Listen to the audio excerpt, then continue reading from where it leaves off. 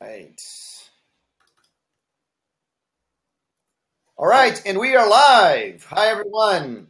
Very good to see all of you here for one more night of the Java Tour Online. So, as you know, this is we've traveled around the U.S., visits 10 cities in 6 states, 13 user groups, and doing presentations. And now we are doing the same presentations, but here live online for you. So if you can hear me, say hello on the chat, just so you know that the sound is good, that the video is good.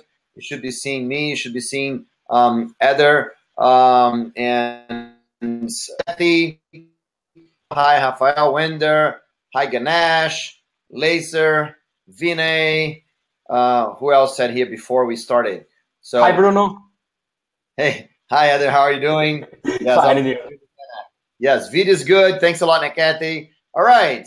So looks like everything is good. Everything's fine. Can hear you. That's perfect. Hi, Georgie. Georgie. Everything running smooth. Okay, perfect. So our daily drill. So tell me, where are you from? So Eder, where are you from? Where are you right now? I am right now at Campinas, and in the middle of São Paulo is 100 kilometers from the São Paulo capital. But okay. I was born in Apucarana, is a city in the south of Brazil. That's why I talk with a lot of R's, because I am from the country roots, the farm, right? But right now I live in Campinas. Okay, cool. All right. So Kathy's saying that we got a guess, right? So I think Kathy is from Chicago. I have this impression. Andrea, hi everyone. So let's see. No one said where they're from. Only you. But that's okay. I'll say yeah. So I got Kathy right. So today we have 2 talks, right? We're gonna start with Eder. So Vinay is from Florida. Thanks, Vinay. So we have 2 talks today. We have Eder. It's going to talk about web frameworks, and he's going to give a very, very cool perspective on web frameworks.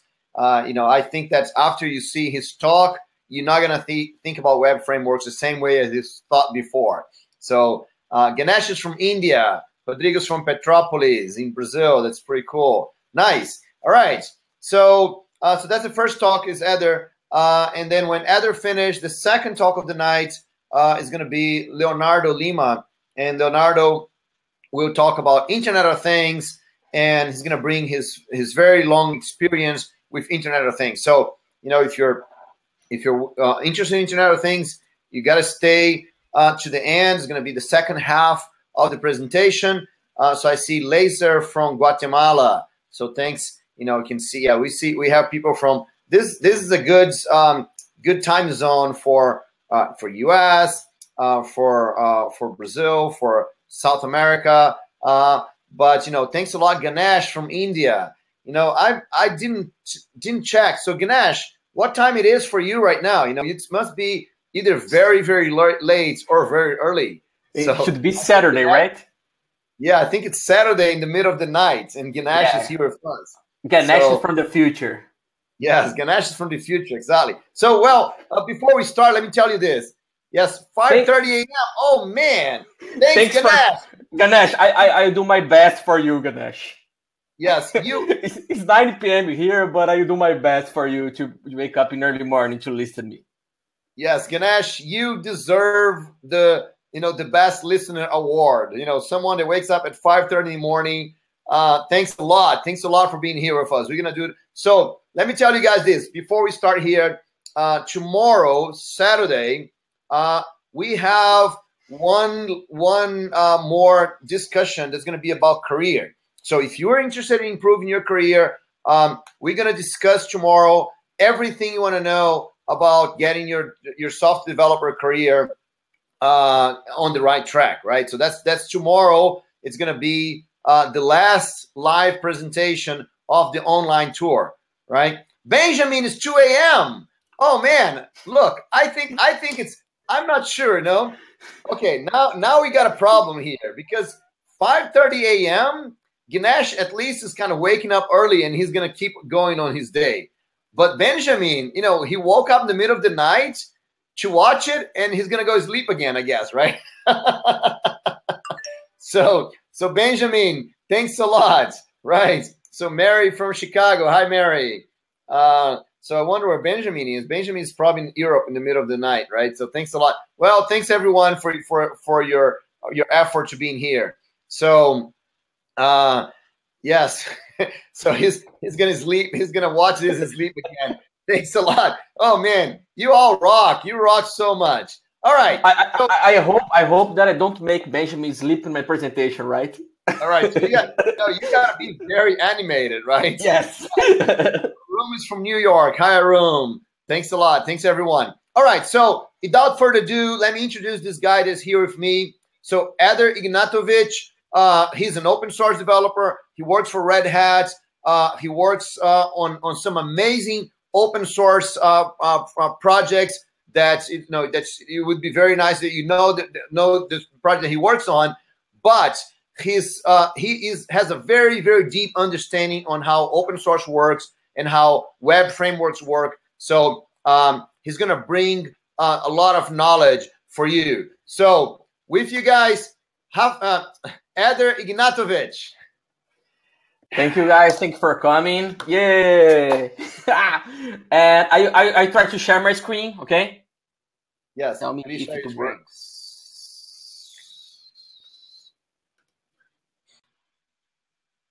All right. So while he's sharing his screen, so Eder, just so you know, I'll see my presentation, right?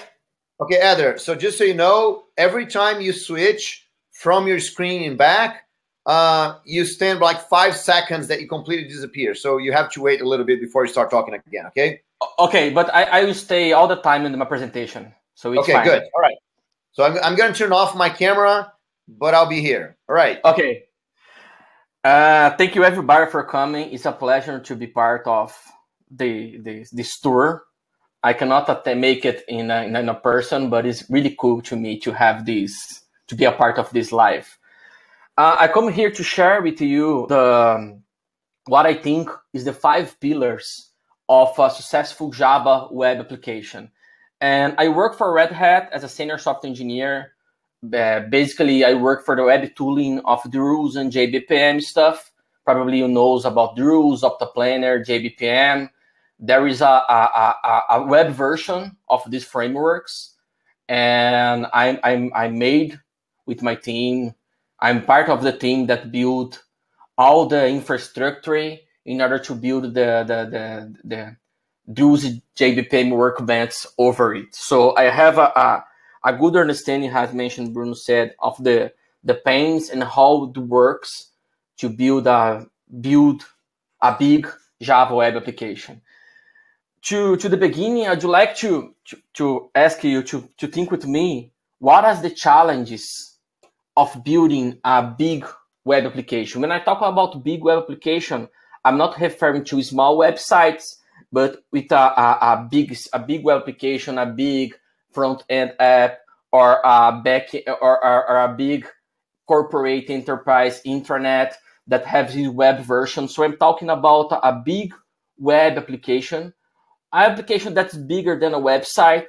And when I build this type of application, what points I need to consider? If you guys are most like me, most Java developers, I came from the backend. So I grew up as a backend developer. So the way that I feel when I'm defining the architecture of a backend is I feel like a sir, because I know a lot of that stuff, work a lot, a big experience. I'm trying to define a web architecture, a backend for my architecture right now, I would ask if I use microservice. If I use microservice, which frameworks I would use? Spring Boot, Swarm. Should I embrace reactive architectures? What about using a rule engines like Druze? Which cluster engine should I use? So it's my comfortable zone, right? So it's fine for me. I really like to discuss. But when I joined Red Hat, I used to work in a bank, in a corporate bank, I built the web application of the bank. It's the whole application of an exchange, a bigger exchange bank in Brazil. And I use it to use a lot of Druze there. So I'm a hardcore and part of the community of Druze. And when I joined Red Hat, and I have a surprise because I find out that I would work with the web tooling of the platform. And at that point, I don't know, 4 years ago, I don't know anything about front end. And when I start to study and think about front end, I was really kind of lost. These frameworks are different of the frameworks that I faced 4 years ago, but I was, if I that's framework for right now, but if I have to do that change again, I would be lost between a lot of choices that I have.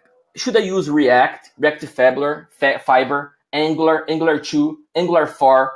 Should I use Babel as transpiler, Bower as pack manager? Should I use test manager like Gulp? And in that moment, that's the way that I feel. You know, I feel lost with a lot of new stuff to learn. That is great in my opinion, but I kind of freaking out, right? But I did come here to talk against the JavaScript community because I love JavaScript community. But if you guys feel in that way when you face and you talk about front-end web architecture, you should take a look in that post. It's a guy that make a history about how it's going to come from a 10 years ago JavaScript developer to the JavaScript current state right now. But this is a rant, this post, right? But I'm not here to make a rant. I'm more here to accept that JavaScript development is complex. And it's only complex because web development is complex. And in my opinion, web development will stay complex for a long time. Because if you think about, you're thinking about a distributed system and you have to support a lot of platforms. For instance, this is they are making an effort right now to create a new spec with Shadow DOM. Is a subject for another talk. But you think how some browsers implement, others don't. And besides having a multi-platform, you have to be in a distributed system. And if you think more about the problem of web development, you realize that web development as first-class citizen is something relatively new. And in the end, something new, you have to make it work and make it right and make it fast, right? It's the 3 steps that I love from Kent Beck. And that's the way that you have to face a new problem. And in my opinion, in the last 20 years, we are focused on making the web work and putting some duct tape when you have to. But right now, JavaScript developers are finally getting the type of tools that we love in the backend development. And they are expecting that for a long time. If you see this slide, is a survey of the last year when the features that they want, and they are reaching that features. And for instance, time travel debugging is something that we have in backend a long time ago. But they are facing that right now because we are facing the maturity of the JavaScript environment. And I know that is like when you face this amount size of the frameworks, the huge size of the number of the frameworks, and the explosion of tools, you are a bit scared. But I'm here to say to you, we should be happy about this because it's a sign that the web development are evolving a lot. Okay, but coming back to our problem, I want to make a modern application. And what architecture should I use for the front end? I came here to you to share my experience that I had building with my team the web architecture of these 5 big projects on Red Hat: Druze, JBPN, Optoplanner, Uberfire, and Dash Builder. And when you face that kind of problem, the question is, which web stack should I choose? Which web architecture is the most suitable for the problem? Which architecture is the best for this problem? What I come here to present for you are the 5 pillars that I believe are the foundation of all good web architecture. And the 5 pillars are large-scale application, full-stack developers, UX integration, between 5 and 10 years of lifespan, and interoperability, okay? Let's go to the first pillar. The first pillar is that, in my opinion, every web application architecture should be concerned about the potentiality of becoming a large-scale application. But first, this is the scenario of our current web application.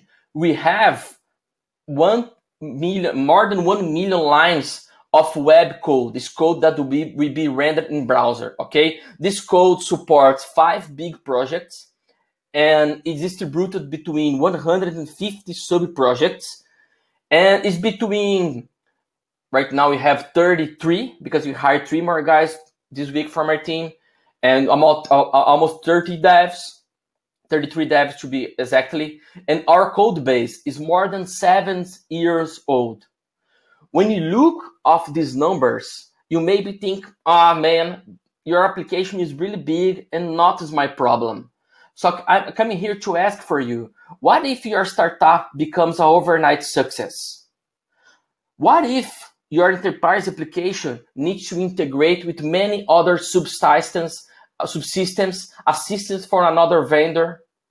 Imagine that scenario. Your application will be a large-scale application.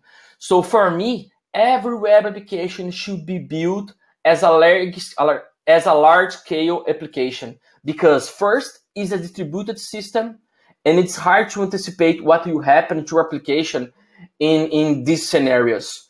So if you are accepting my point that every web application should be defined as a large-scale application, the main and key point of a large-scale application, in my opinion, is having static typing. Having static typing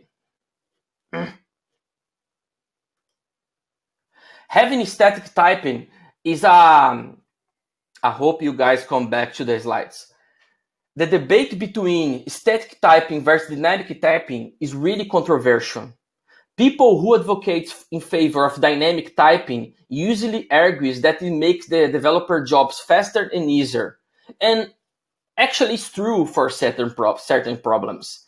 However, when I use static typing in a type system, I have a lot of advantages, and among them, I should point is that static typing simplifies a lot identifier errors that can generate failures in production, and especially for large-scale systems, the static typing makes the refactoring effective. A large-scale application needs to be refactored and cleaned. And in my opinion, the only way to be effective in refactoring is using the tooling that static typing provides. For instance, imagine how many times you are dealing with your Java code base and you want to refactoring or clean up a code, and you want to find out which were all the users of a given method. Or you want to realize in the compile time before running your program that some class or some object are not respecting a particular type. You know how many times the tooling that this Eclipse and IntelliJ has saves your lives and make your refactoring more effective. And you can only believe in that tooling because due to static typing. But how can I have static typing if the language of my browser that runs natively in my browser is JavaScript? You can have static typing in JavaScript using a transpiler. A transpiler is a type of compiler that takes the source code of a program written in one programming language.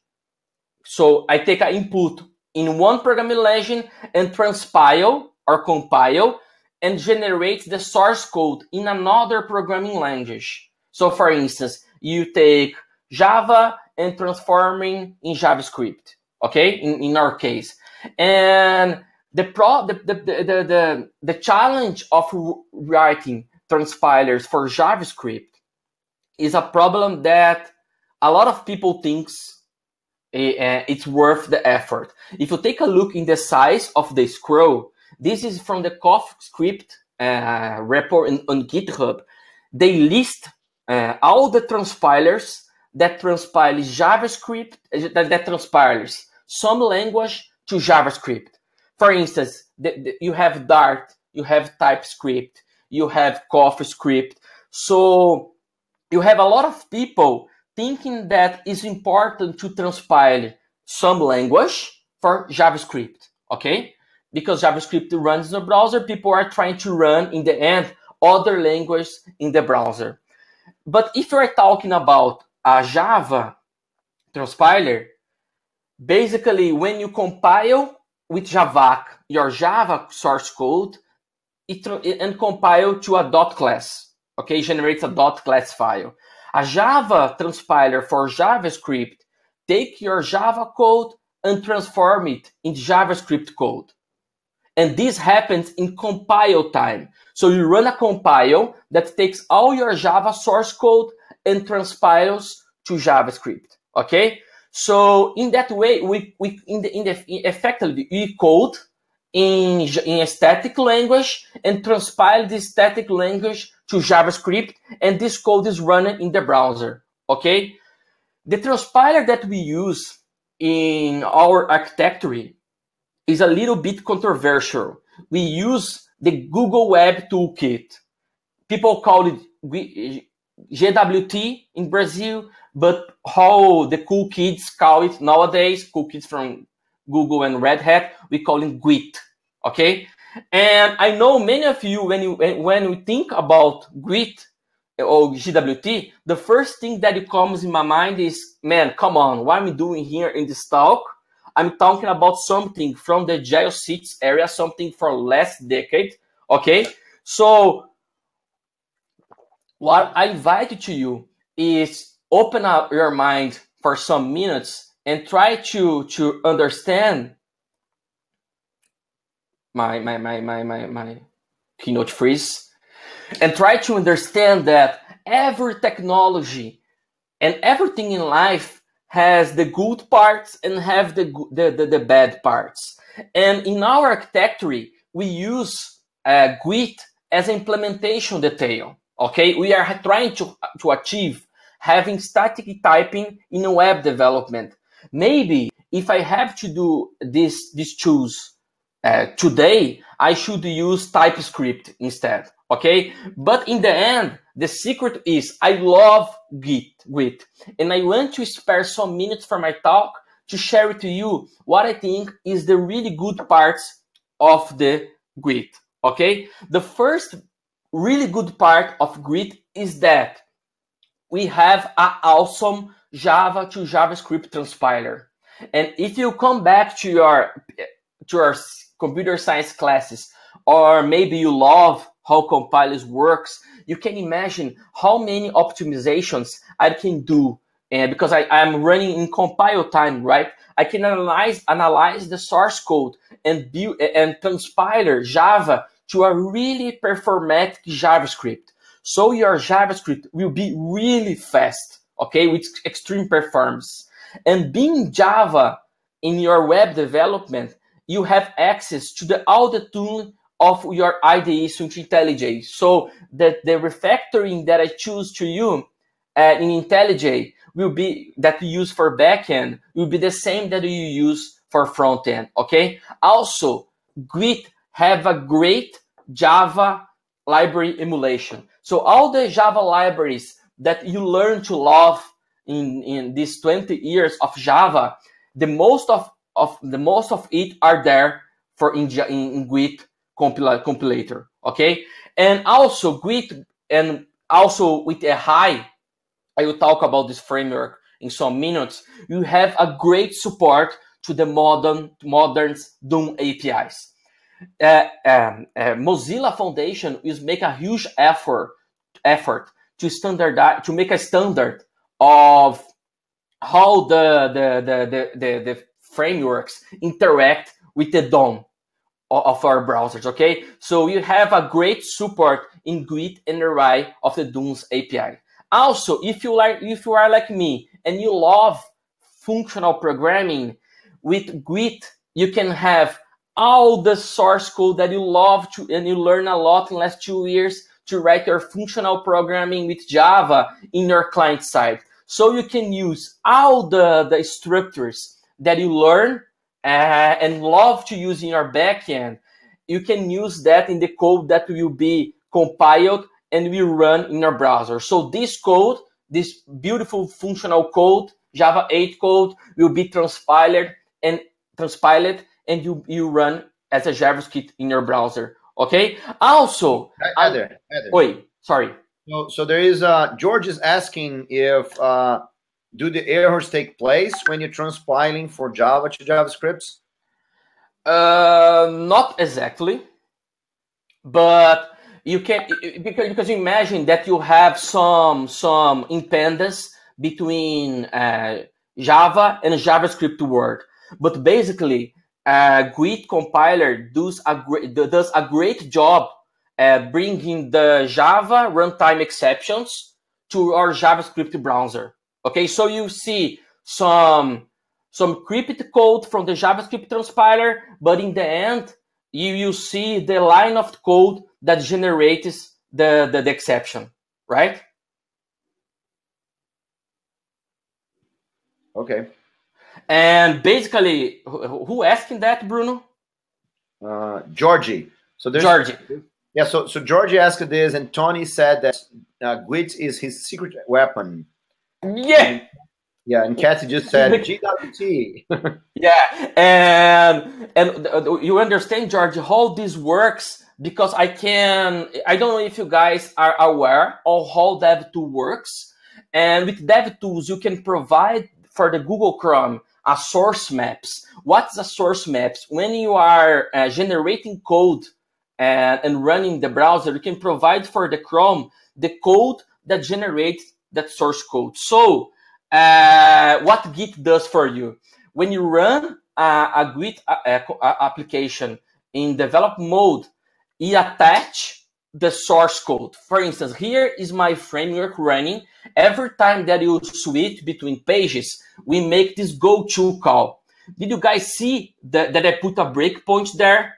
And that is not Java code. Okay, that's running my browser. And how can I stop that and stop the JavaScript thread there?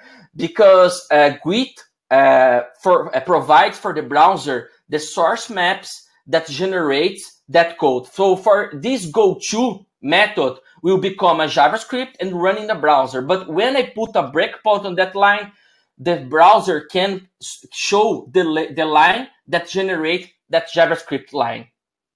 Okay, so in that way, you can see the errors. It's not, to be honest, it's not transparent like the backend Java, but GUID does a great job bringing the runtime exceptions to the JavaScript stack. Okay, and the powerful weapon from the last year, from Git 2.8, is JS interop.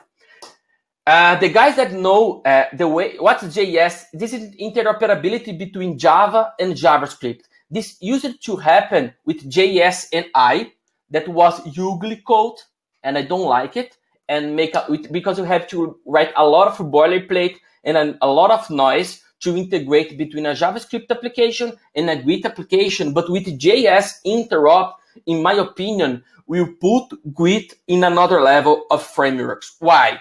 For instance, imagine that I want to consume a third-party JavaScript library. For instance, here I have an example of a jQuery library being imported from my web architecture.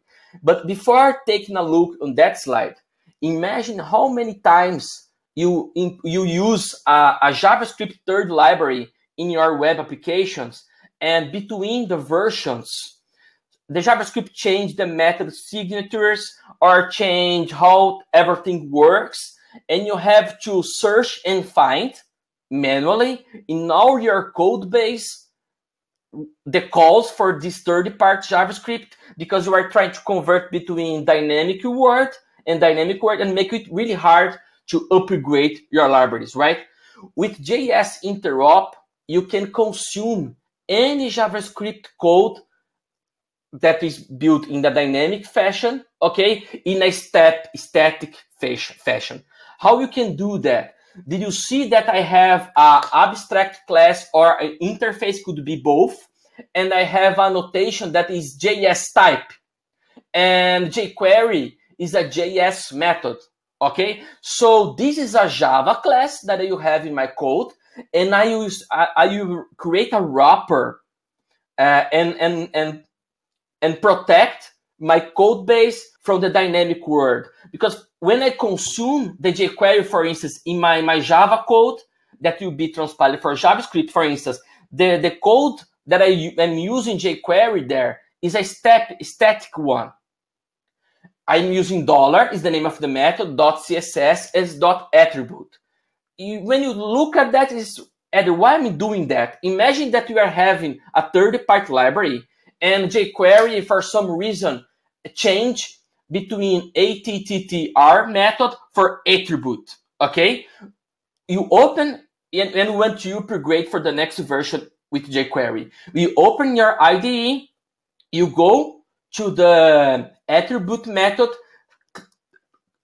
use the refactoring because it's static, and change the name. And because you are using a static type, will change all the reference in your old code base. Imagine how cool it will be to have the ability to bring the JavaScript frameworks in a static typed fashion. And the other side of the JS interop is that I can expose my Java code that will be transpiled for JavaScript for third-party libraries. First, imagine that I'm building a GUID application that I want to give for the people as a library.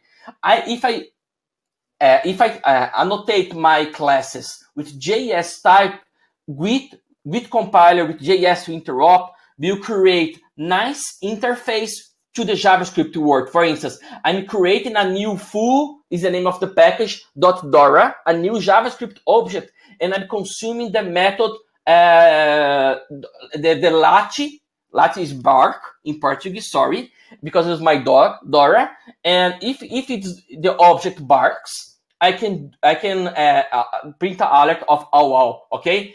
And this is the type of bridge between static typing of GUID provides for you with third-party libraries. So you can be protected of third-party dynamic JavaScript. And in the end, the bad parts of GUID do not make sense for the modern web. But in my opinion, and I have another colleague that agreed with me, probably, the good parts of GUID are awesome. But the most important point is that GUID is just an implementation detail of my architecture.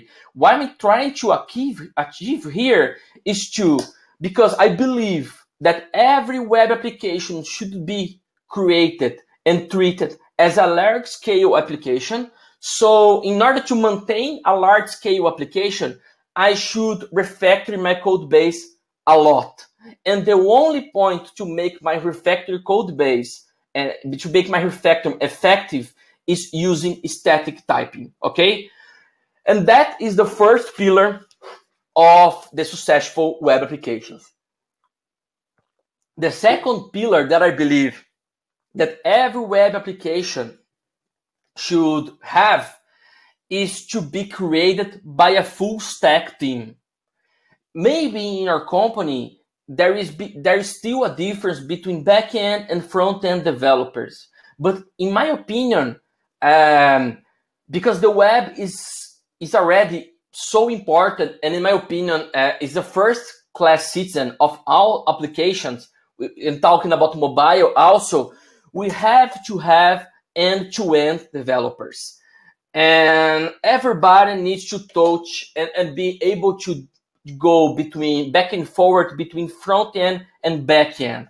And the only way to make this work is through a shared programming model. I have to look forward to share the mostly the code that I can. For instance, I have to try to have the same programming model between the back end and the front end. You remember, our application is really big, it's built in Java, and the basis of my application is Java EE. So the idea of my team to having a shared code base is to bring Java EE, because it's already the technology for our backend, to the browser. And when I'm talking about Java EE, I'm talking about the good parts of Java EE: CDI, WebSockets, JAX-RS, and JPI. Because we wanted to share as much code as possible, we created, at Red Hat, an open source project. That this open source project right now is part of my team. The name of open source project is Erai. Erai is awesome and do a lot of awesome things, but one of the most awesome things is to bring the Java EE APIs into your browser.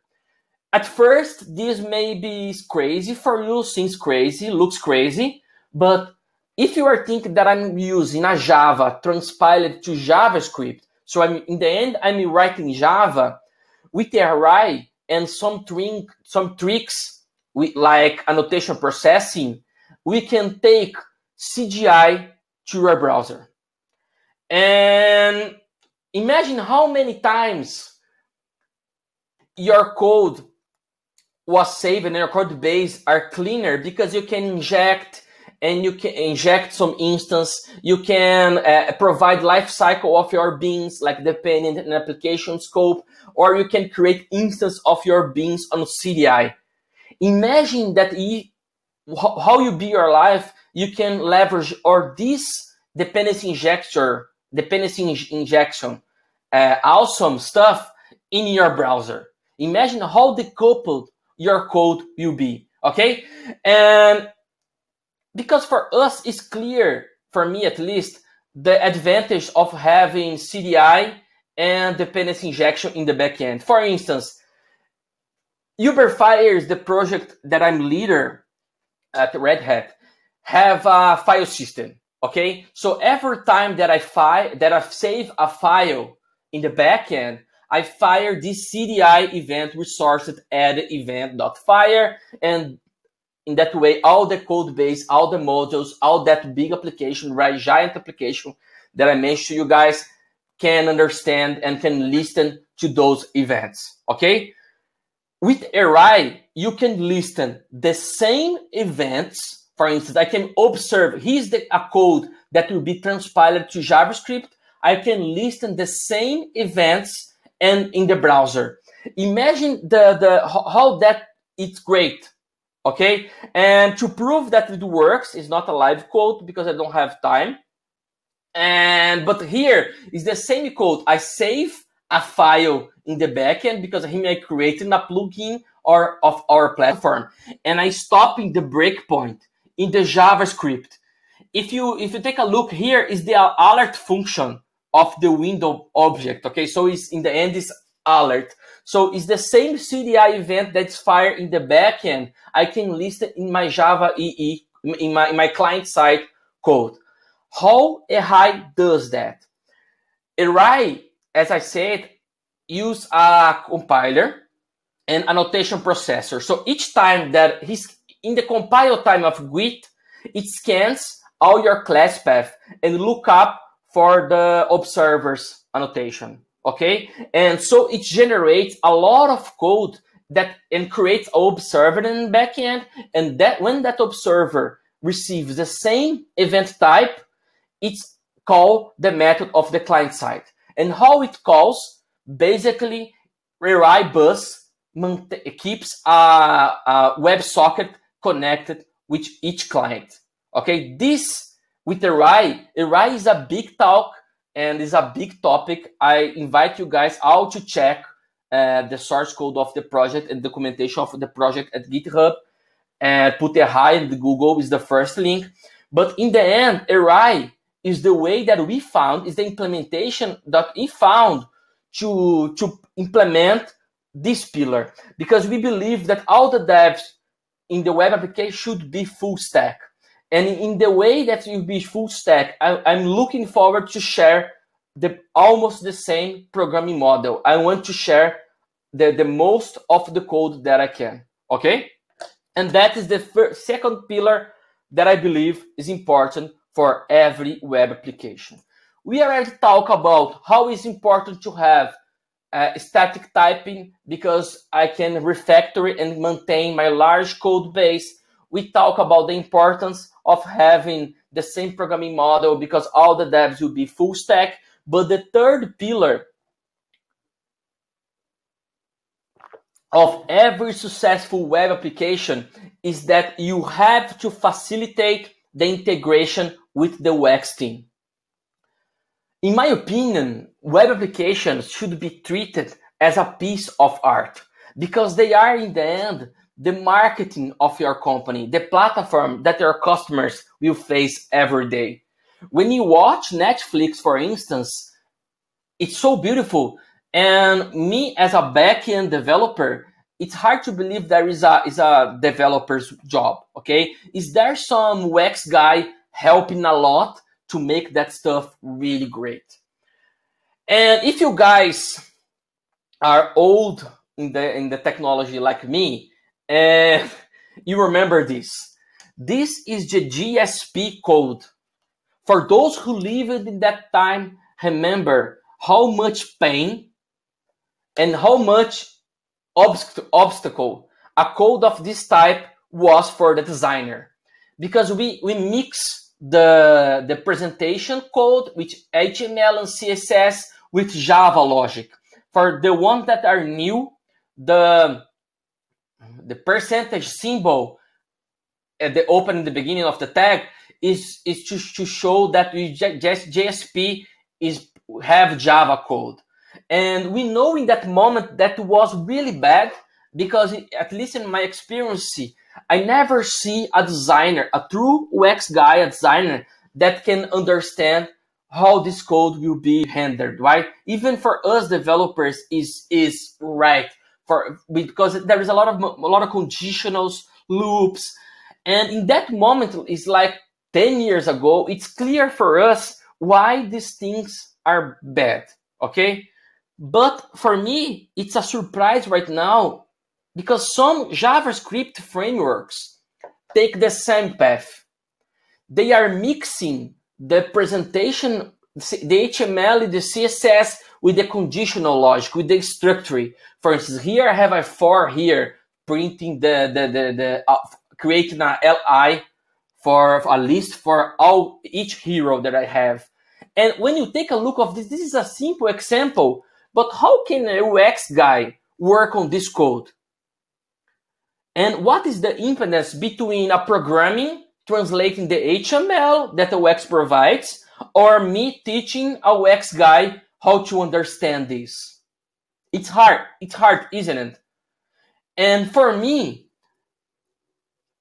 the third pillar of every successful web application is that you should respect and live the purest of the HTML and the CSS. You have to keep the HTML and the CSS as much cleaner as you can.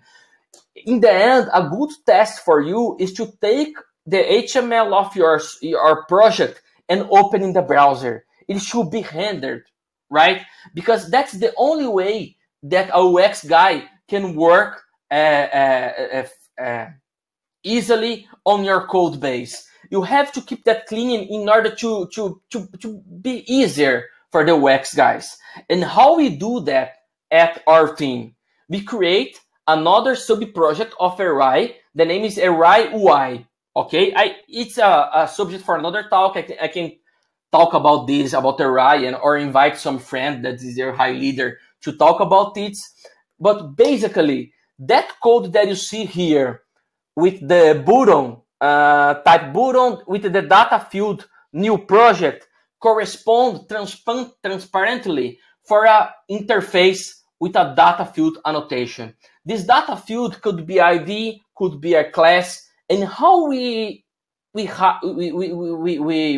this. This is the only code that you need to access that template that I show, that cleaning template here. Because you are living in a static type world with a Java annotation processor. So every time that I compile IRI project, I look up for the data field, and the IRI framework create all the bindings for you without having to touch and to destroy the HTML. But what is the real importance of this in a real use case? This is the homepage of the key Drew's project in the 6 series. And for this example, this is pure HTML as I showed to you in that last slide, okay? This homepage. And someday, the UX team for Red Hat decided to change that code. She sent for us this HTML, okay? And when you take this HTML and apply to our code base, works transparent in a transparent way. Why it works? Because we didn't touch the HTML. The HTML is clean. We only need to do the bindings, and the designer keeps the same, in our case we use classes, the same classes of the old template, and when we replace an HTML, the HTML works easily. So what is the important part of the history? If you want to be successful, to create a great web application, you should pay attention to how you work with the UX team. And in my opinion, my vision, the only way to work in a great shape with the UX team is to leave the HTML and CSS in peace. Okay, so never touch the HTML and CSS. The fourth pillars of a successful web application is you have to make your web application last for more than 5 to 10 years. Okay? And when you go to my backend background and for a backend system architecture, what do you think? Who here are not building a web application, a backend application that doesn't last at least for 5 years? It's crazy, right? We architecture our backend systems to live between 5 and 10 years at least. Okay, and in order to solve that, we have many types of architecture, many proposals of architecture, and that try to solve that problem, to create your backend software in a way that can be sustainable between 5 and 10 years at least. And all these models of architecture, they follow some principles. Okay, that is clear for you when you think in a backend perspective. You can be coupled to frameworks, for instance. That's why you have the specs in Java EE. It should be testable. You never be coupled to a wide technology.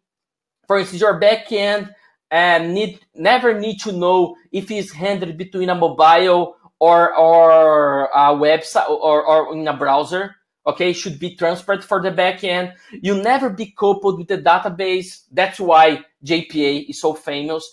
And you never have to be coupled to external systems. You have to create interface or GMS, some type of mechanism to decouple your code base from the external components. And in the end, this is an example of the clean architecture. What does means? The most important part of your system is your entities, your use case, right? The center of our architecture. Everything, for instance, the presenter, the controllers, the device, the database, the external interface should be treated as external components. Did you see that arrow? The arrows, this is the arrow of the dependencies. Our entities never depend on the use case, but our use case depend on the entities. And the same for the database. The database depends on the gateway, depends on the use case and the entity, but never the opposite. Okay, so I should change from one database vendor to another without having to change any use case. That is the principle of a great web application or a great application. Okay, because in the end, architecture is about intent. And Robert Martin, this phrase for him, he points that sometimes we made it about frameworks and details and destroy the architecture of your backend.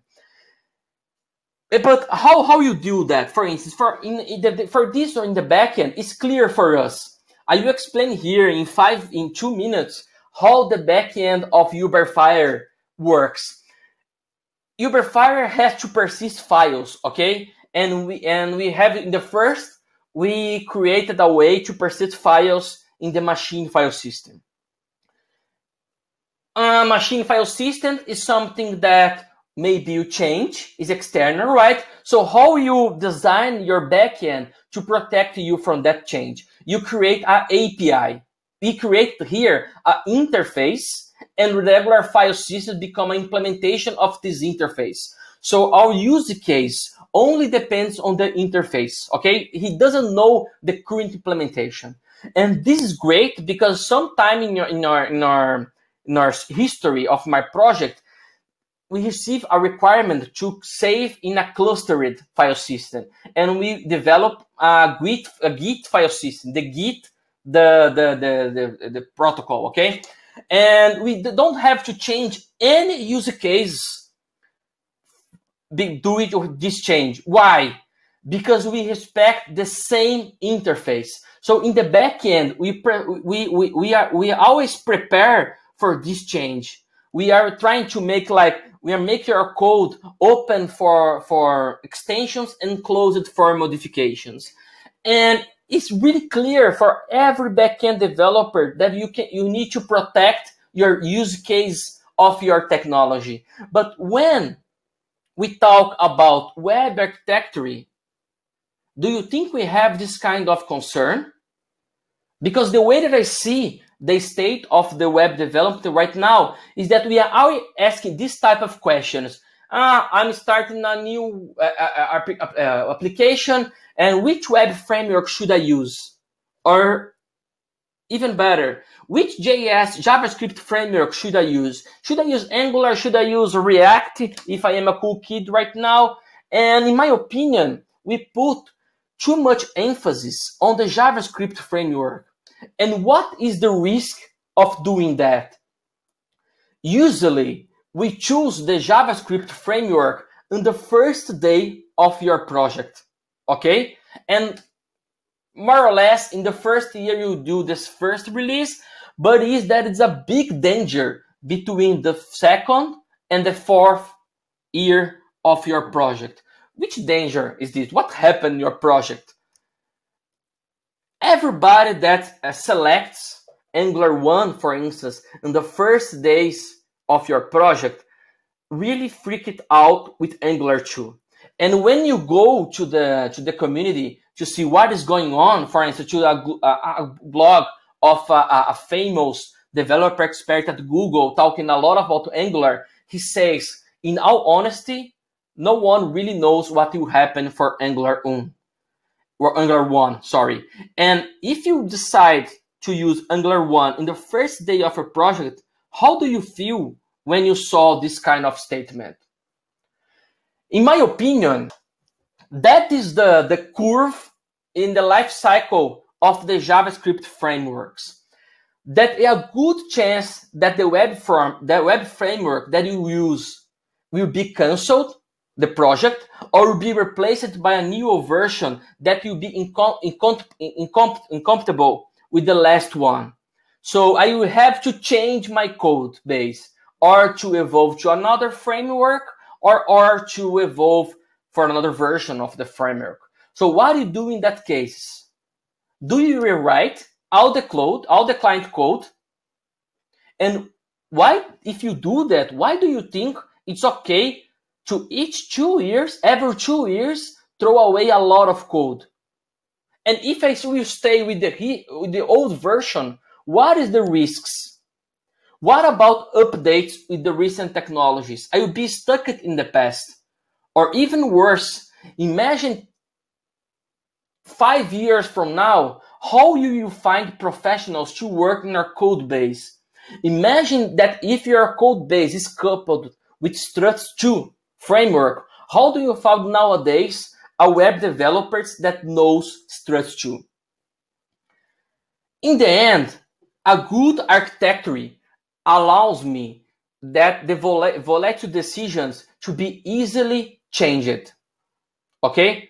So what if I dealt with the volatility of the JS framework as a fact?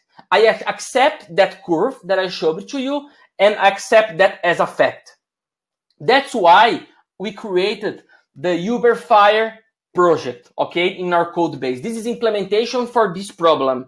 If you see how this architecture works, in the top of the first row is the core and the use case of our web framework. UberFire is the basis of all the rules and JBPM work path. So for those who use our projects, the engine behind everything is UberFire. So if you see, take a look, the bottom one is third-party technology. My core cannot depend on third-party technology or frameworks because this will change a lot. Even the GUID in the second row, the core doesn't depend on the GUID. I can remove the GUID and can put TypeScript there without changing any core use case or any core code. Okay, so I have to figure out a way to protect my web application and build my web application with a good architecture. So how I do this? We created a programming model. This programming model because we are building a web IDE, our programming model has basically 4 components: screens, editors, perspectives, and pop-ups. And if you remember, or if you are hardcore Eclipse users, you take this programming model from the Eclipse technology. Okay, we copy the programming model from there. And we have a life cycle on start, on save, start, and on close. And this life cycle is really well defined. And to show you how that works, a page in our web applications is a perspective. Okay, a screen is a small component, a part of the perspective. If this component is associated with a file, for instance, here I'm open a decision table, I have an editor. Okay, so in the end, what is that? This is my implementation, but in the end, I'm coming back for the 80s to the contract-based architecture. I create a contract for my web application. My screens, editor, and perspectives are Java interface. I have the Java interface workbench screen activity. I have the Java interface workbench editor activity, and I have the Java interface perspective activity. Okay, contract-based architecture is not new. Okay, I can do that because I run in Java code transpiled by Git. And when how my system works, when I'm trying to open a page, that is the core of the UberFire. Remember that go-to method, okay? And go-to method is the core of the UberFire. I'm trying to open a perspective that respect the interface and have a name, okay? Do you remember that CGI has CDI in the browser? If we have CDI in the browser, we also have a bin manager running in your browser. So when UberFire are trying to open a perspective, he is asking the bin manager for all the implementations of that interface. So the entire framework, doesn't matter who implements that interface, okay? Because I'm look all the implementations. Here I have two implementations. The coolest ones with the high UI, and the old ones like 5 years ago, 4 years ago, or 7 years ago, running the old GWT, you know, that one that looks like swing. And for Uber Fire, doesn't matter the technology that have, because all the pages implement the same interface. So for the core of my framework, I just open an interface and asking for the beam manager of the interface. And why this is important? Why this is important to create a contract in my web applications? Because I can have in our code base a 7 years old code running. For instance, here I click the edit button. This code is running with old school GUID, because in the end, for the framework, I'm open something that implements my interface screen, okay? And the same code, for the same interface, I can have a fresh new HTML canvas implementation, because they all are the same. They implement the same interface. Okay, this is the way that we figure out to create a based contract architecture in our code base. But in the end, to survive between 5 and 10 years with your web application, you should think in your web application with the same respect as you treat your backend. We know a lot about backend architecture. The same decisions and the same questions that you bring to the table when we're talking about a backend architecture, you should also bring to your web application. Okay? So right now we reach the 5 pillars of our web application. We already talked about we have to be a large scale application. We have to have full stack developers. We have to have a great UX integration, and you have to be able to build and have respect to architecture to survive between 5 and 10 years. And the last pillar is interoperability. Why? Because you need to be flexible to stay modern. If you stay with that contract, we are hooked to the past, we will be obsolete in like 2 years with the modern web development. I have to have a solid web architecture, but I cannot be stuck in the past. Okay, I have to offer interoperability to my third parties. You need to embrace new technologies. But before doing that, you remember the adapters that I showed to you? How that works? When I have a perspective that I have a page, okay, in the right of the screen, the bottom right, you can see the part of the interface of the perspectives, okay? And I show you guys that I have a UI template here. And did you see in the left? Did you see the annotation workbench perspective? When you compile a Uber Fire code, we scan all the class path for this implementation, and you create objects, implementations of this interface and adapters for the real implementation. So we are creating in compile time an adapter that put that workbench perspective that doesn't know anything about the interface that implement to a new object that respects the contract. Okay? So what if I want to put an Angular code inside my code base? What if I want to create any framework? In the top, I have a to-do MVC that I copy from the Angular website. And here is an example of the function. In the end, this is created by JS interrupt, okay? That I register the onClose method, for instance, of the Angular, okay? So when I create a onClose, I create alert, or I can call any Angular method in JavaScript. So what I need to create is a way to translate, to adapt this plugin registration to the Angular code. How that works? My adapter will create the bridge between the implementation, the real implementation, like an Angular native perspective, to the contract of my interface. So when I look up a new perspective, for instance, I want to open an Angular screen, okay? I will ask for the high beam manager all the implementations of that screens. The adapter, the Angular adapter, what these adapters does? They look for the Angular apps that are registered, creates the adapter, and register itself in the beam manager. So when I look up in the beam manager, I look all the implementation, doesn't matter who does that, and I put that implementation in the beam manager. When you think about this, you can create any adapter.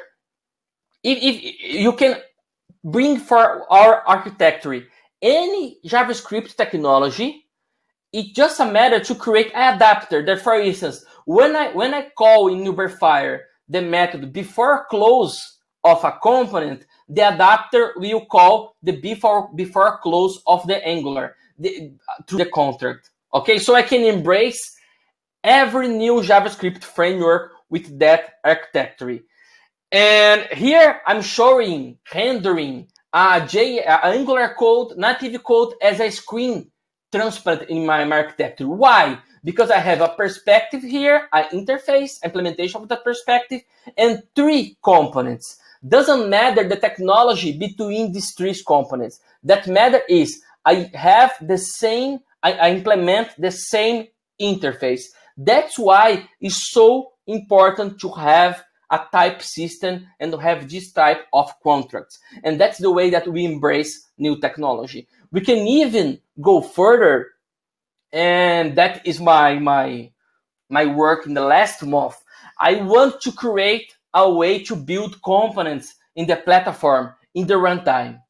So I have to have a way to drag and drop all the components. What is the component? Something that respect the screen contact, screen interface, okay? And then I have to save the data structure. I save in the JSON. And when I will render, what I do? I have to create just an adapter. Here you understand how I did that.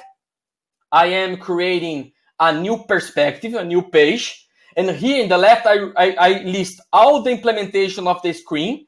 And when I save this, I will save as a JSON, okay? So here I save, create a JSON. I will create a menu entry.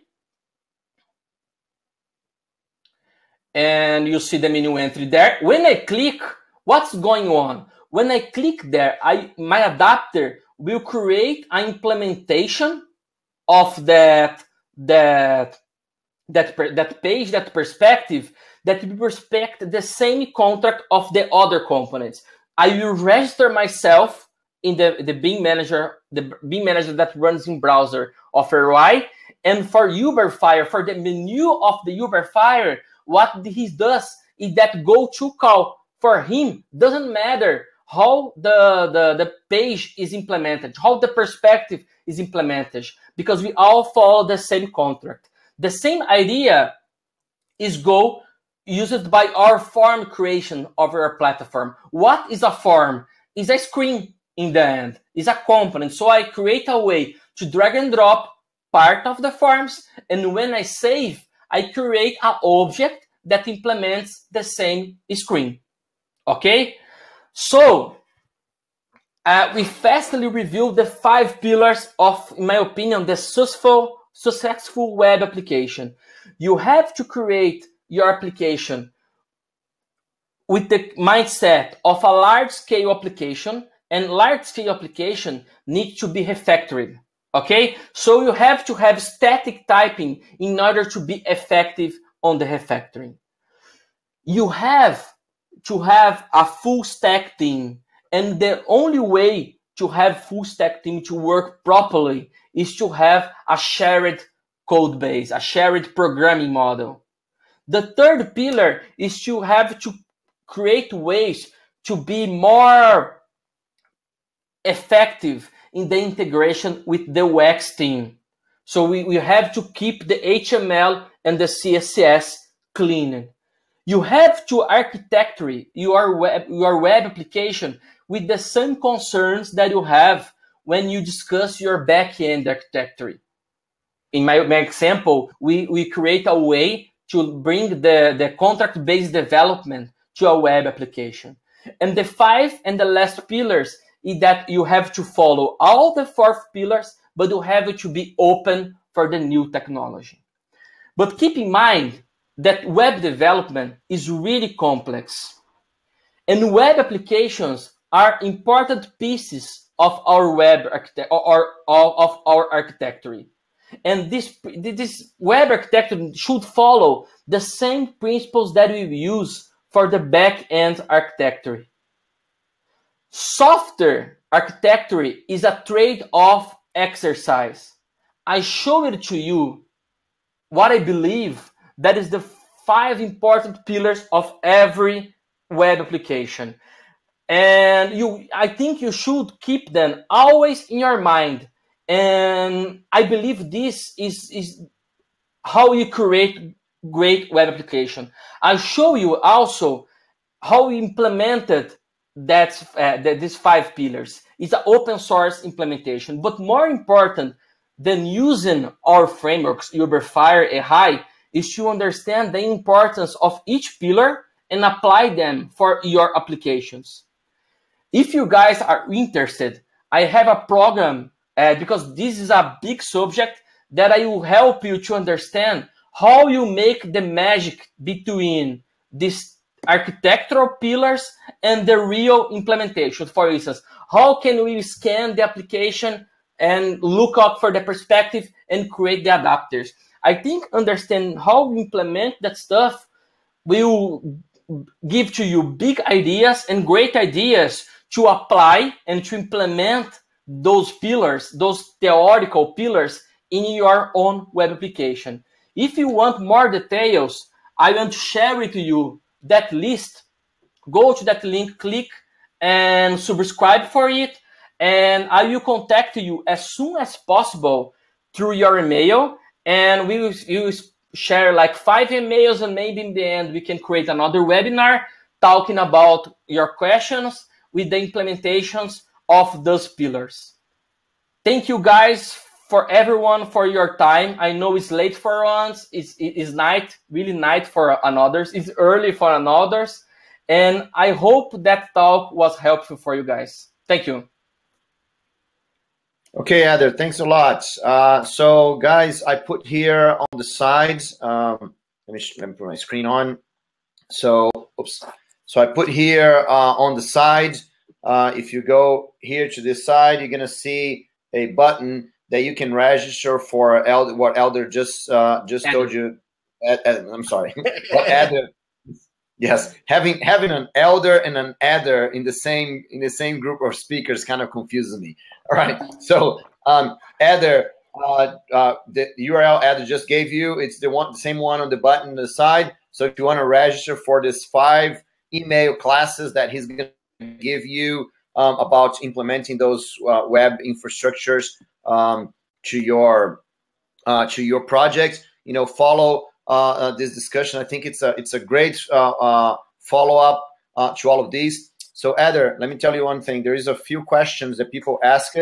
So Ganesh says that's really want to learn more on this. So if you want to learn more, Ganesh, click on the button this side, and Eder is going to send you more information. But Eder, if you can, go to the chat and you can answer the questions over the chat, because we run a little bit over, and Leonardo Lima is already ready for his part. So so let's go directly to Leonardo Lima. So Leonardo, are you there? Can you hear me? Yes, I can. Right. I just don't know. Is it too noisy? Yes, no, maybe. No, I can hear you fine. Okay, no noise at all. Just you.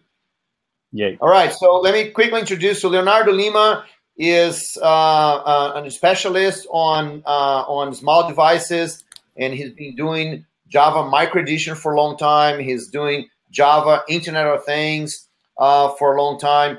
He owns a company, V2Con, that is a specialist in implementing small devices for Internet of Things. And Leonardo is also on the executive committee of the JCP, where he leads the JCP, the Java Community Process, into discussing more the usage of Java in small devices. So he's going to talk about Internet of Things. So if you, Leonardo Lima, the crowd goes wild. Yay. Yeah, so thanks for the introduction. Yeah, hey guys, I'm Leonardo Lima. Call me Leo, it's easier. And I help operational managers connect things. So that's my one-liner that I learned with Bruno, how to improve my career. Like I have a one-liner. And these helping connecting stuff is pretty much anything connecting to any system. And when you hear Internet of Things, it can mean a lot of things. It can mean, the Java. No, sorry. It can mean your light bulb. It can, like, I want to turn on the light of a room and just use my phone and connect it. So here I'm using Nest to shut off the AC so that's less noisier. So that's the Internet of Things for consumers.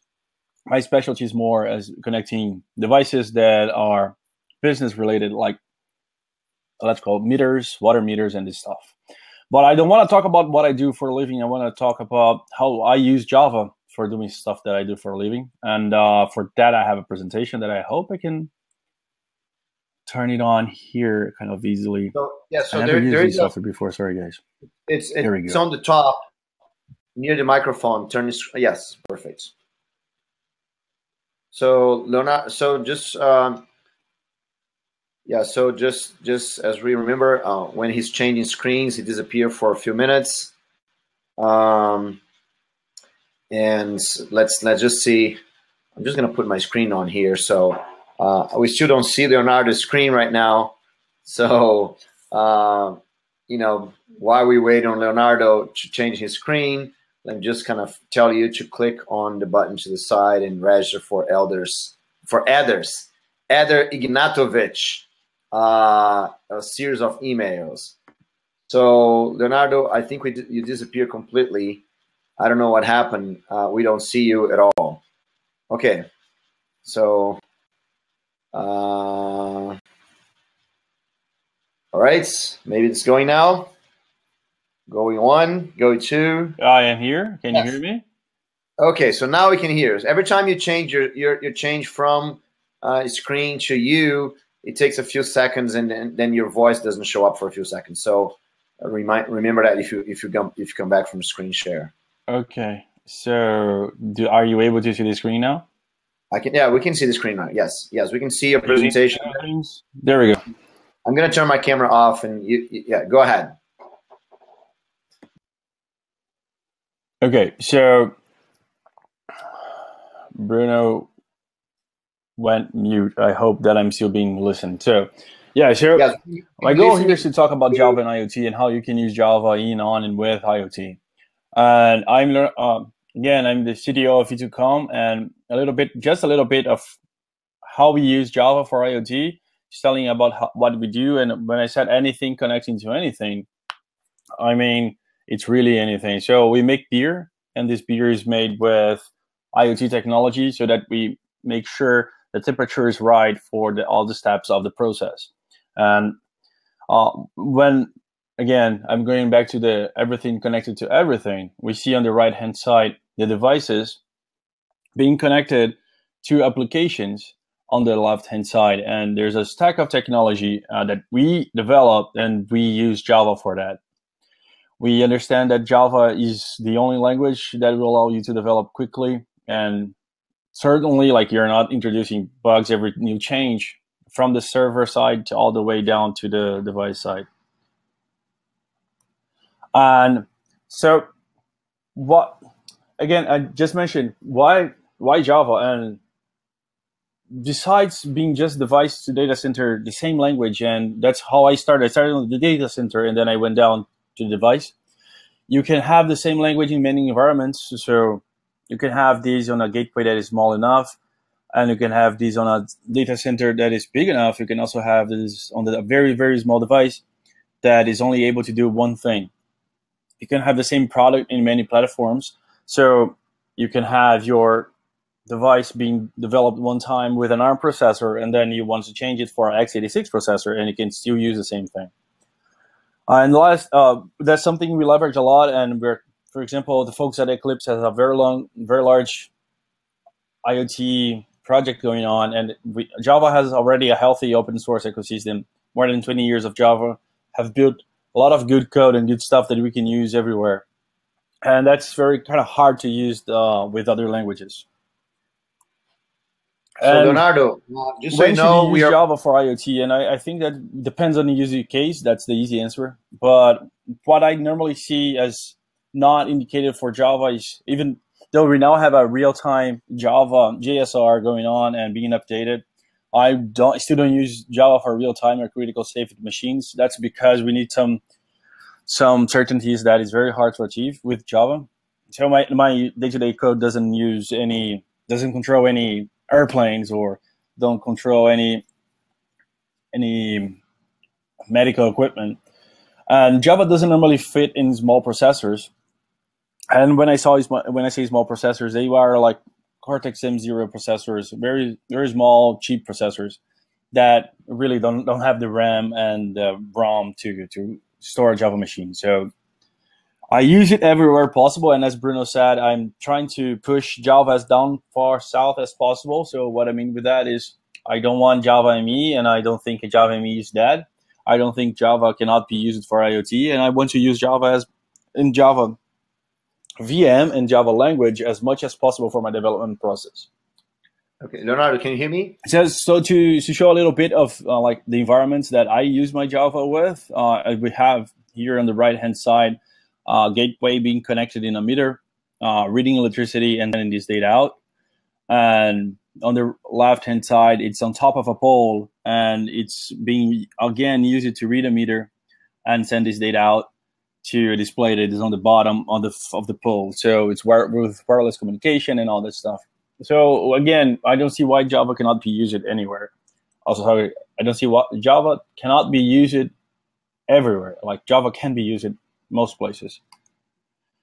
And so whenever I'm approached by, especially for beginning people that want to start developing with Java, and they ask, oh, how can you start? So I think that the first thing you need to do is find development platform. And there are some some manufacturers that are very able to give you support and give you a good platform to start with, tinkering with your projects.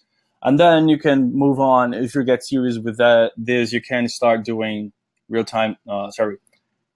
big scale development of your next big thing that you develop on your home. So the first thing that is very small device, and that's a good development board, is the Centurion concept board that runs Java ME.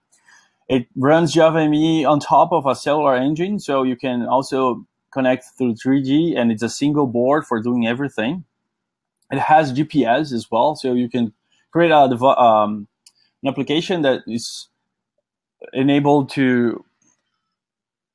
You can use it in a car, for example. You can use to say where your backpack is if you use a battery, and all these development is done in a very simple way with Arduino style connectors, and you can use your shields, and you can use other IoT related development that you've done already with other languages, and you can just plug it on this board. And it has some buttons, and it's just USB powered, as I mentioned, so you can easily run it and test it with a USB battery pack. It's very nice to have something you can take with you and show your colleagues elsewhere. Another staple in development for IoT is Raspberry Pi, and that's kind of the staple for everything. And it's really capable machine, especially nowadays with the Raspberry Pi 3. You have like a 1 gigabyte RAM, a very quad-core processor that runs Linux or Windows 10 OS, and this can use just both Java SE embedded and Java ME embedded. It also is USB powered, but to set this up, you need to connect it to a screen, like HDMI screen, and use keyboard and all this stuff. With the other one that I was showing you, Centurion concept board, you just connect a serial port a USB port, and you can interact with it directly from your computer. So it's kind of easier to develop with. But Raspberry Pi is something that you can buy for cheap, so it's $35. This board is a little bit more. I think it's 100 euros. The Raspberry Pi is a very good platform to start. It will allow you to use other things that are not Java related, like Node.js and and some other platforms for like Python or Ruby or some other languages. But Java, I think it's already coming with Java. The standard Linux for Raspberry Pi already comes with Java, so you can start right away. And the same can be said for the Intel Edison platform. It's also a very capable platform that can run Java SE embedded, and this board also has 1 GB of RAM and 4 GB of flash, so you don't need to purchase a SD card or anything else extra.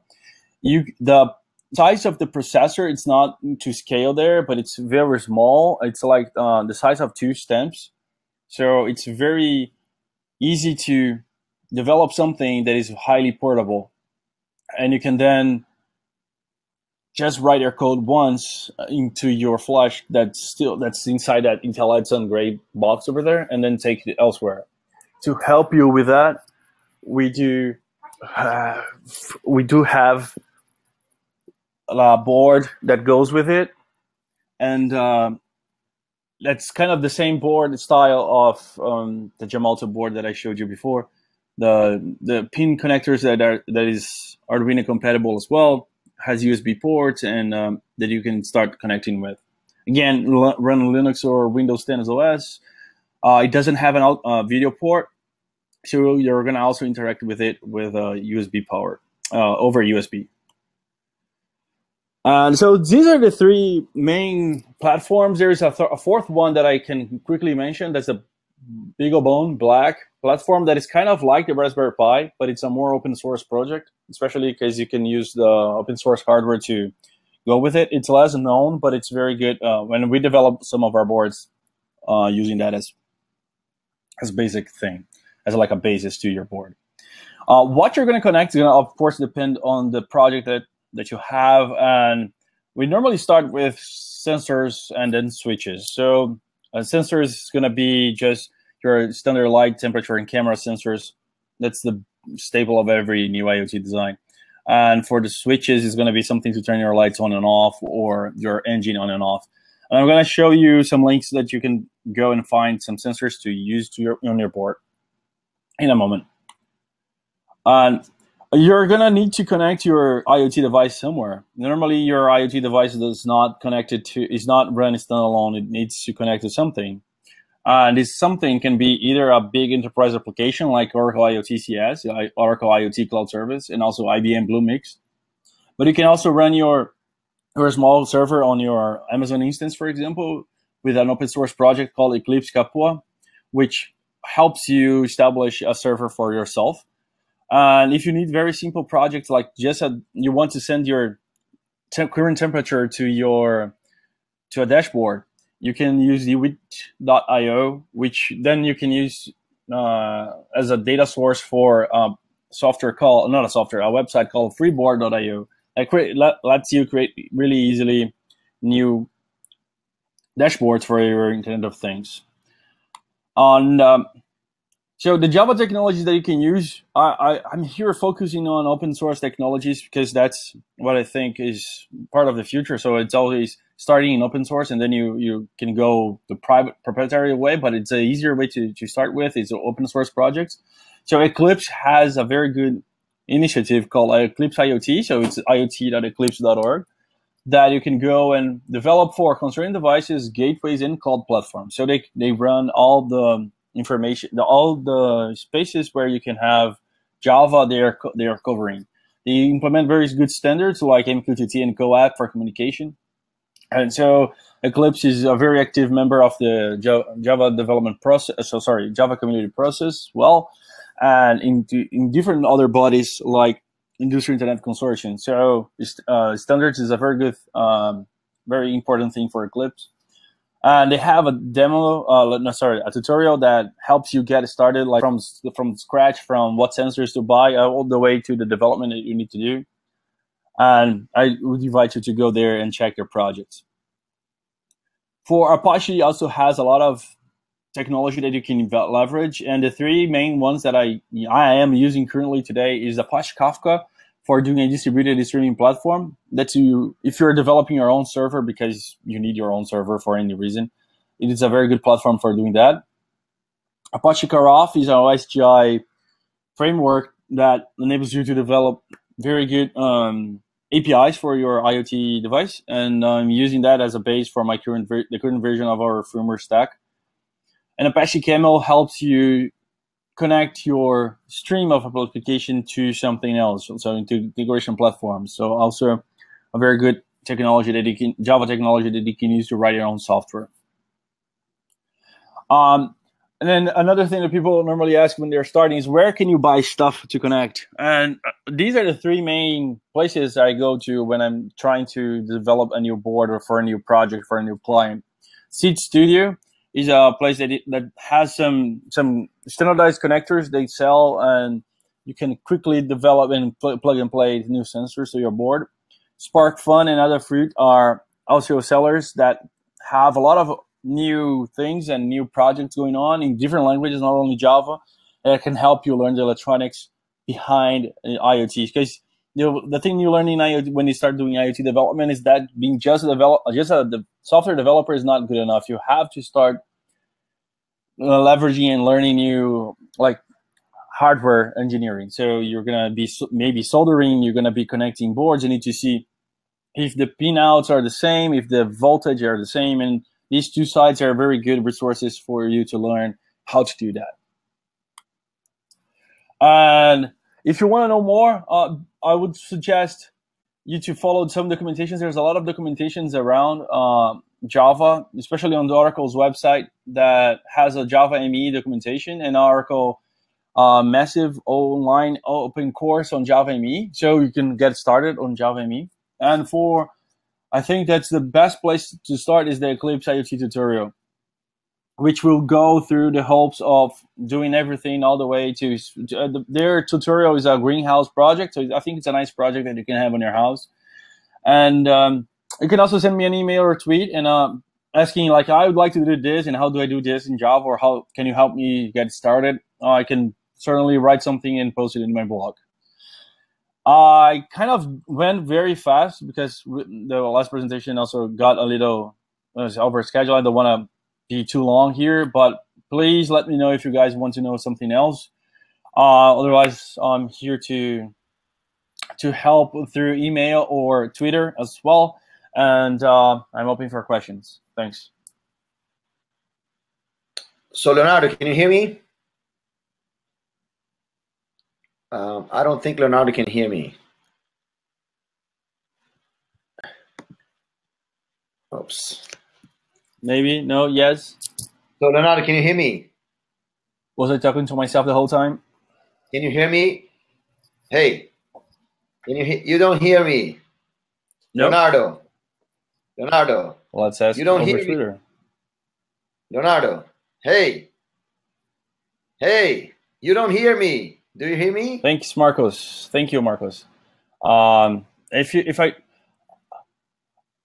Shay. I'm here to kind of, I think this is more of an introductory into Java and IoT presentation. So if you like to know more specific things on how to start or some topic that I didn't cover, please let me know. I'm really here to help you guys start getting started. As Bruno said, I'm part of the Java community process, that is active committee, and we're pushing very hard on Oracle and others to continue to have Java on embedded.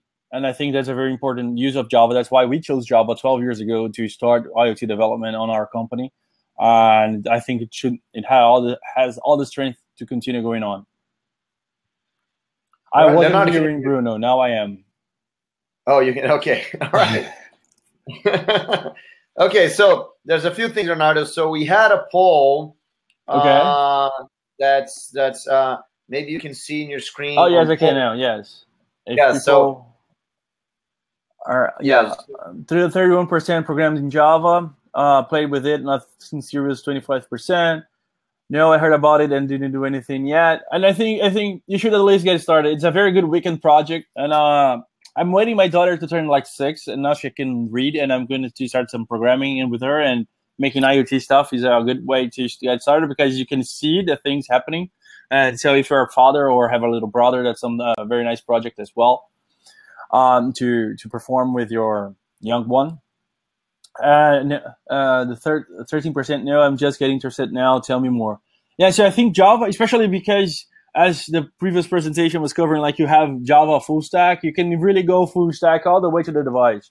So you don't have to learn Node.js or you don't have to learn C to develop a new gateway for yourself or like an IoT device. You just use your own skills. I use Java 7, Java 8, the functionalities to write software to extract data from meters, to control pumps on pumping stations. You can use Java very easily, and there's a lot of APIs already developed by others, so that you don't have to rewrite everything yourself. And especially Java on Java 1, we have a very good track on Java and devices that it's going to cover a lot of different use cases as well. So if you can join us on Java 1, it would be great. Otherwise, you can also see online the presentations later, but they also cover very much different use cases of Java and IoT. So again, you know the language to get started. It's just a matter of starting. All right, and to get started, Leonardo has sent us this amazing tutorial that you can see that allows you to build your own automatic greenhouse. So if you want to take a look at great content, it's a step-by-step process that are going to help you. It's going to show you all the device that you need. Everything's in Java. So just click on the button right here. It's going to take you directly to a very, very good tutorial at Eclipse. There's a question here. Let me get it covered. Claudio Escobar says, I bought a Raspberry Pi to try something different. I like to use Java, but how is Java about libraries on a Raspberry Shields? So the thing is, you normally have either an abstraction already that's written in C, and then you can access it over JNI. Or if, for example, if this shield that you are buying is something like digital I/O or something that is an output, for example, and like a LED, or they normally have libraries that make them accessible like a file on your file system. So for example, on my gateway, for me to light a LED up, I have to write one in a path /sys/ blah blah blah / GPIO1. So many of these shields already have something written for them, and if they don't, then you can kind of see if the generic frameworks, like for these ones for I/O, for serial ports, for ADC, like the analog to digital converters, they have already a way to be embedded in to the kernel and then so as the file system of the Linux, so you don't have to worry about it specifically. And some others, like the not Raspberry Pi, but for example the Intel Edison, they have a library called MRAA that has Java bindings for interacting with the I/Os. So they have ADC, they have serial port, they have LEDs, they have plenty of other devices that you are able to connect and use quickly with Java. I think there's also a Pi4j or Pi4j, sorry, yes, Pi4j project that can help you get started as well, using on the Raspberry Pi some shields directly with Java, with you not having to mess with JNI or just C at all.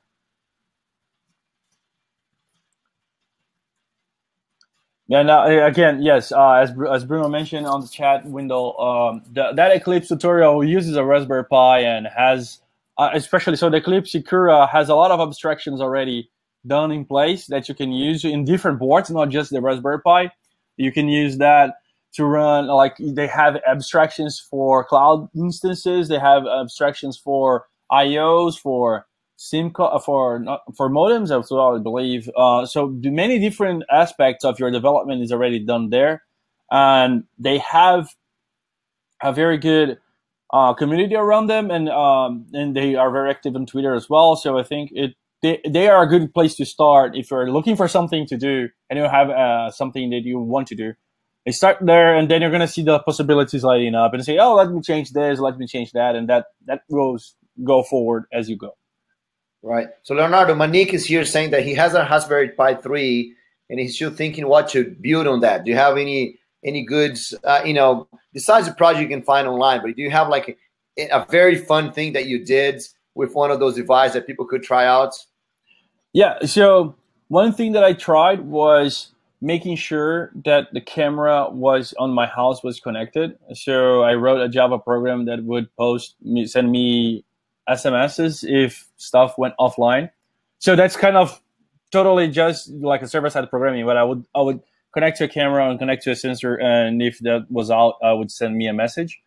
There are some servers that use that. You can send an email or send a tweet or something like that.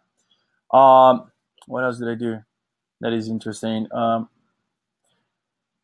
I think the temperature is something that when you start messing with temperature, it's something that I think I'm fascinated by that. So getting outside temperature, inside temperature in each room, especially if you have AC, a central AC like we have in the US. So you can see the different temperatures in your rooms. And if you can buy temperature sensors for $100, but you can build your own and then do your own dashboard and do everything yourself, having fun with that for much less than that. So I think that's another fun project that I like to do. Not only temperature, but also humidity. So some people are like have respiratory problems. So that would help tracking that as well. There are some projects that we're doing.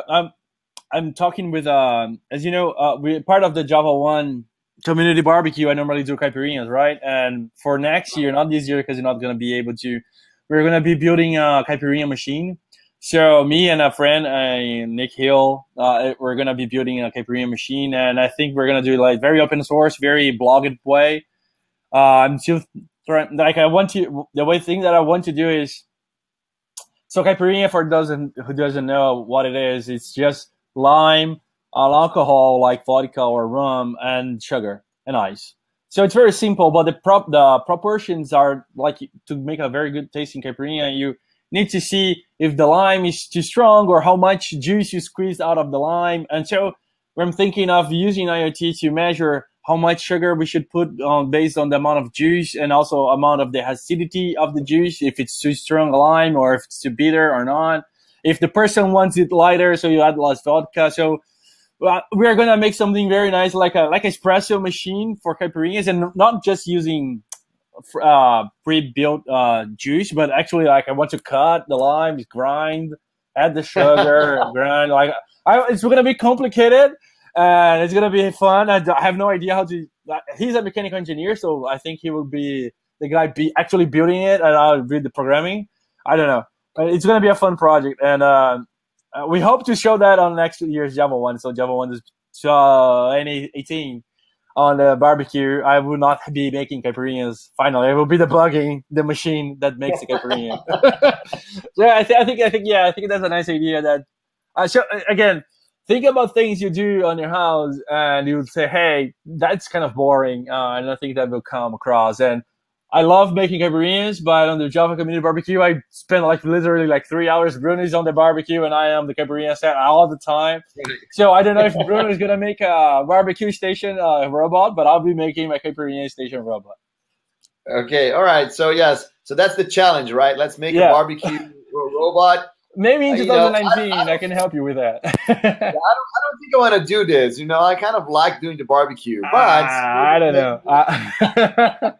Well, after 1 hour, my caipirinha making it's kind of boring. It's always the same. So squeeze a line, and serve. So I can just start serving. I like serving. I think serving and talk to people and all that stuff is nice. Right. But making actually cutting and having the girls. Last time we had the girls helping me out, and they would cut all the limes. Like for 2 liters of alcohol, it's a lengthy process. You're gonna, they're like those machines that make orange juices that has the orange fall out. They cut it and squeeze it and all that stuff. Yeah. Have something like that with the alcohol bottle in the back, the lime, and the sugar, and the ice at the very back. And so they would add, cut, squeeze, add sugar, measure the acidity, measure the volume, add sugar to taste, grind it, and then add the sugar, ice, and mix it, and then whoop, there you go. So it's gonna be big, and and if it doesn't make sense, you heard it from me first, so the patent is mine if it actually helps. Yeah, that's that. Okay. Yeah, so that's right, it. I like automating things. That's the same with me, Rodrigo. I cannot I go in my life thinking and looking at things, and as soon as I do the same thing for the third time, I say, I need to make a software for that, or I need to make an automation for that, and I normally use Java for doing all that stuff. So you can write Java for your device. You can write Java for your server, for your UI, as we were seeing on the other presentation. So Java is everywhere. Just use it. Cool. Very cool. All right. So I'm trying to see. Everyone's loving the idea here, man. Yeah. So if it goes well, I think we want to show again. I think we are gonna be running this as a blog. So I have a blog that I haven't written much yet, but I think going on about this is gonna be a very fun project, and I think as people would like to see it, and all the challenges and how to write this software and what software stack we're using, and all these things. We're gonna be opening it up. The idea is there, but for next year's, I think we are gonna be able to make it happen. So. Yeah, and if you want us to join and say, hey, I have spare time or I have a crazy idea, but I don't know how to start with that, I can generally join and help, especially as a guidance in the beginning, like where to start and all the stuff. I can always help. Right. So I just put here. So if you want to find out about this project, just follow Leo Mr. Lima on Twitter. Yep. I just put it here on the chat on the side.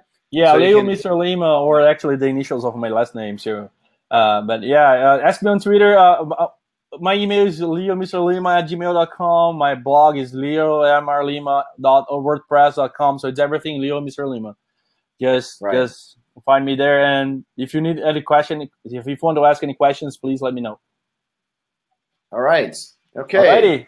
So, I don't see any more questions here, Leo. If you wanna finish with something.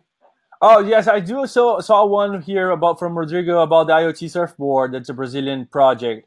You saw the question. Okay, right. Yeah. So I bought one, but I did not apply to anything. So yeah, that was a creation from Vinicius, and I think it was 2 years ago when we was talking about it. And I think it's a very great idea. It has a lot of sensors that you can get started with, and it's kind of a prepackaged solutions for doing a lot of things. So it's kind of not the same thing that I mentioned on the Eclipse tutorial. Eclipse tutorial is going to help you build your stuff. This will have something already pre-built, and I believe he has libraries for that. Maybe not necessarily in Java, because he's a good fan of other technologies as well. So he uses Node.js, and he's using other like C development for some of the drivers. But I'm sure that Vinicius will love to help you guys if you already bought one. I never bought one, especially I think because I know how to make my own stuff. So that's a very good that's a very good tool for beginners, and especially beginners that do not have hardware engineering skills. So if I don't know something, I call my engineer in my company and I solve that out. But especially for me as a software developer that don't know how if it's 3-volt goes with on that specific wire or whatnot, they already built that in a way that you don't have to worry about most common sensors. It's already all there connected so that you can use on your project. So I think again, it's a very good platform for starting up and doing some fun projects. And yeah, I would go with that. If I already have something like that, I would start that and go from there. And yeah, I think that's all the questions. Do you know about some benchmark comparing? Claudio asked about benchmark comparison. So the thing is, no comparisons here is going to be the same. IoT is too large on a subject for us to have like hard comparisons. So you would have, if you have to kind of think of what you want to compare. So well, you want to compare power consumption, you're going to compare CPU speed, you're going to compare how much space can you store on the device, how much is going to cost for you to build your final device if you want to take a deal to the market. So if you want to know something very specific, like I want to know what's the fastest available, I would say Raspberry Pi is the fastest because it's a quad-core machine and it's a very fast processor. If I say, hey, what's the most portable one, I would say Intel Edison because everything, power, storage, Wi-Fi, Bluetooth, it's all started in a very small, like this size processor. and you can build something like this size, height, and with battery built in. If you go to the Spark Fund and look for Intel Edison blocks, they're gonna sell you stuff that you can stack on top of or actually on the bottom of the processor, and you have everything in a portable way. You can take it with you. So the temperature sensor that I was mentioning, like making temperature sensors, you make your own. It's a little bit more expensive than Raspberry Pis, but it's gonna be like this size. You can spread around your house, and you're gonna be having fun project. So comparisons are hard for IoT. It's not that easy to go generic, but if you want to know something specific, shoot me a message or an email, then I can help you. And maybe he was asking about the other presentation, but I don't know. Your answer was perfect. Yes. Yeah, I don't know. Yes. Yeah. So I think that was the light. Yeah. So production chips, like he was mentioning, it's if you are looking for doing something that you think is going to become a final project, I would go away from the Raspberry Pi because that's very hard to make it to become a real project. And I would go with the Gemalto one that I mentioned at the beginning because they are what we use. Viticom uses. We built thousands of devices that are alive for more than 8 years, and they're still working, and they work just fine for what they are built for. It's a small capacity processor, so it's not something ultra fast. It's not a quad-core processor and all that stuff, but it does have enough for you to get started. So that's what we use in production. And also Intel Edison, the Intel family of processors, they have the Edison is like the entry level. They have JAL and that is very highly capable gateway. They have Quark that is lower capable, and I think the Quark can run Java ME as well. So so the Intel family of processors are good places to start because they have some support from their community, and also they are. I think they will not tell you how to build it, but you can easily see from their reference designs how to build your own machine or your own board out of it. So these are the two, especially easily and also the big. So if you want something that is powerful like the BeagleBone, like the Raspberry Pi, go for the BeagleBone because they are like an open source project. You can download the files and do your own designs afterwards. So these are the three like weak devices. I would go with the Gemalto enabled Java modems. For medium power, I would go with Intel software stack. And if you want something a little bit faster than Intel Edison or maybe a little more flexible, that's an ARM processor, a little cheaper than the Edison, then you go with a BeagleBone Black and tweak the board after that. So I think these are points to start, and that's how we do it. So we start our design with reference designs from manufacturers, and these are the three that I have on my desk. I'm not in my office, but I have on my desk to make prototypes for clients, and they all run Java, so it's awesome. Okay, I think that's it, guys. I think it's almost 9 here, so I really have to go. Yeah, I hope that it was helpful for you. And again, if you have any further questions, please send me a mail or Twitter. I'm happy to help. All right, thanks a lot, Leonardo. Thanks a lot, and thanks everyone who's watching us. I know today was a little bit longer than we expected. It's almost 2 hours, so we're not going to hold you anymore. Just remember that if you want to see here the tutorial on the side, you can take a look. And tomorrow we will have the last webinar of this online tour where we're going to talk about career. So join us tomorrow. I know it's Saturday. It's going to be in the morning. So join us tomorrow so we can have fun and talk and discuss about your career. Thanks a lot, Manik. Thanks a lot, Scott, Mary, Wender, Rodrigo, Claudio, and everyone, Ganesh, and everyone that's been here. Thanks a lot. Your questions have been amazing. And Leo, thanks a lot for helping us out. Thanks a lot for being the speaker. So Leonardo was actually speaker in the tour. So he visited all the cities in Texas. So thanks very, very much. You're welcome. So Mary's asking what time it is tomorrow. So Mary, let me just kind of take a look really fast. It's going to be 10 a.m. Central Time. All right, 10 a.m. Central Time. So I'll see you guys 10 a.m. Central Time. It's going to be afternoon for me, morning for you guys. So Felipe has one more question. Can you answer really quick? Is it possible to use BeagleBoard C4 for IoT? C4. I don't know about the BeagleBoard C4. Let me see. A quick question. BeagleBoard C4. All right. So why he search for that? So tomorrow, 10 a.m. Central Time, we're gonna be back here for a discussion about career, and the idea is that to answer your questions about career, and just to make it nicer and more interesting for you to come. Tomorrow, I have a very, very interesting gift for you. So anyone that watches, that comes tomorrow for my talk, will get a very, very nice gift from me directly to you. So be here with me tomorrow, and we're going to talk about your career, okay? Yeah, so quickly answering the BeagleBoard C4, it looks very much like a BeagleBone, like from the beginning. They use the same processor and run Linux, and you just have to go for the ARM versions of the Java VM for you to get started on that. But I would use it, especially if you already have it. I would use it, no problem at all. The Caipirinha machine, you guys are going to be able to help with other in other ways. But going back to Felipe, yes, you can use that.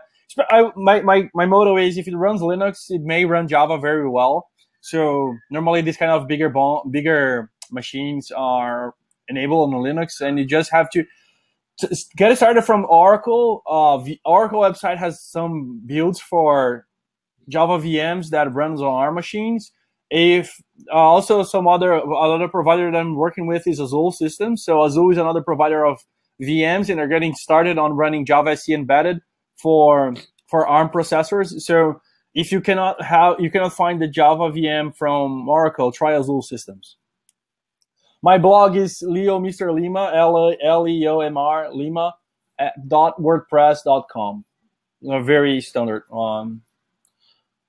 Yeah, exactly. So it's kind of I'd love if you guys ask, like, write about this, because I sometimes I write about stuff that I found online or something that is coming, but I'm not a good writer. I'm a software developer. So if you guys send me any ideas, and if you want something written there that is going to help you guys, let me know. Okay. So 9 p.m. I really have to go. Okay. Again. All right, guys. Thanks a lot. Thanks, Leo. Thanks a lot. Thanks, everyone. Thanks for joining, and I hope to see you tomorrow, 10 a.m. Central Time. Thanks, Leo. Thanks a lot. Thank you. Bye. Bye. Bye. All right. So yes, all right, guys. Thanks, everyone, and I hope to see you tomorrow. And remember, I have a very, very nice gift to give to you. Right. So be there tomorrow, and I'll talk to you tomorrow. See you. Thanks a lot. Bye.